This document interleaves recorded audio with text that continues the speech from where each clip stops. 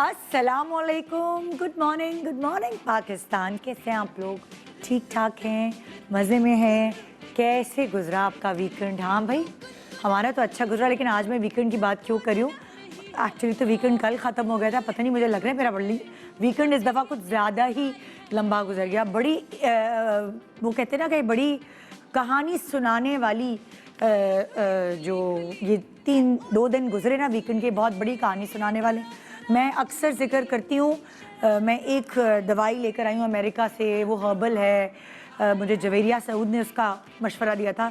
Melatonin वो एक hormone होता है जो आप खा लेते हैं अगर 5 mg, सो आपको थोड़ी सी डीप स्लीप आ जाती है। और वो उसका टेस्ट ऐसा है बिल्कुल जैसे गुमी बेयर्स होते हैं, वो जो बच्चों के नहीं जेली बेयर्स होते हैं वो जो मिलते हैं आपको, बिल्कुल उसका टेस्ट वैसा होता है।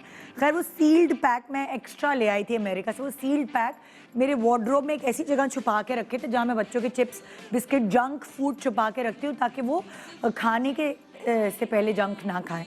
खैर मैं कहीं गई हुई थी, यासिर घर में था, मेरे बालात साहब और उनके दोस्त यासिर से खेल रहे थे।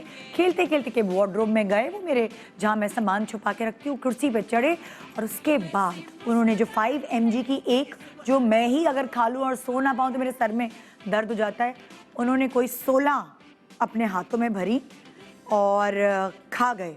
दोनों ने आधी आधी, या वो मेरे बेटे ने 12 खाई शायद, और जो उसका दोस्त था अहमद उसने 4 खाई। और यासिर ने देखी वो खुली पड़ी हुई, तो यासिर ने मुझे फ़ोन किया कि यार ये क्या चीज़ है, ये जेली बेयर टाइप चीज़ है, खुली पड़ी है, इस पर मेलाटोनिन लिखा हुआ है। मैं घर भागी हूँ, घर आके मैंने देखा है और जैसे ना मेरे हाथ और पैरों से जान निकल गई।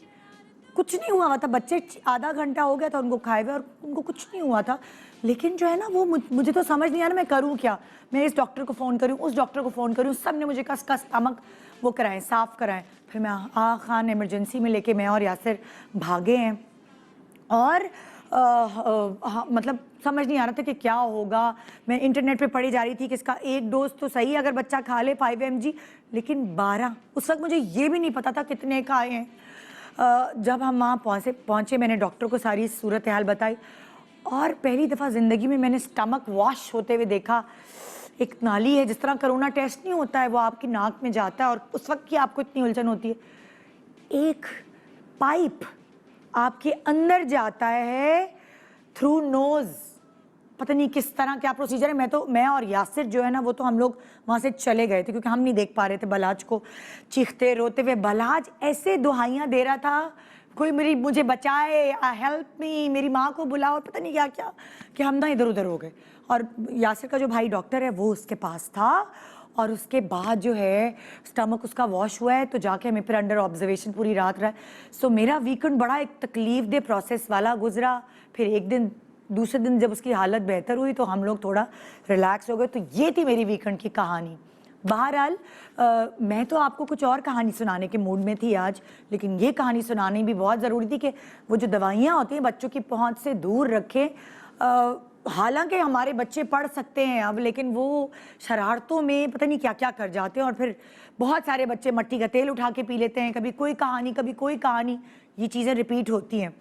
ये तो है बच्चों की शरारतें, लेकिन आप खुद जब अपने बच्चों की परवरिश कर रहे होते हैं तो आप मेक श्योर करते हैं कि अगर बेटा है तो उसको ऐसे पालना है, बेटी है तो उसको ऐसे पालना है। ये डिफरेंसेस किसने क्रिएट किए कि बेटी को किचन में ज़्यादा जाना है, बेटी को सलीका सिखाना है, बेटी को घरदारी सिखानी है, उठना बैठना चलना बोलना हंसना, हर चीज़ के ऊपर टोका टाकी। मेरी अम्मी भी करती थी। आलम मेरी अम्मी इतनी मॉडर्न दिमाग की मालिक थी, ऐसे नहीं हंसो, ये नहीं होगा, फलाना ना करो। और मैंने और माँओं को भी देखा है, बेटों को क्यों नहीं टोकते। बेटों को ज़्यादातर ये सिखाया जाता है रफ टफ प्रोफेशनल तालीम।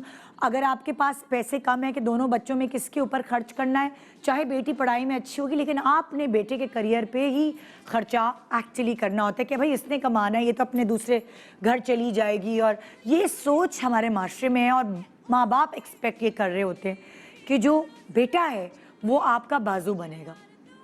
लेकिन कभी कभार, ज़्यादातर अब ऐसा होने लगा है कि ये वाइस वर्सा होने लगा है। बेटियां आप एक्सपेक्ट नहीं कर रहे होते और वो आपका बाजू बन जाती हैं, और जब तक उनकी शादी नहीं हो जाती या शादी होने के बावजूद भी वो हमेशा अम्मा अब्बा के दुख सुख में आगे आगे होती हैं।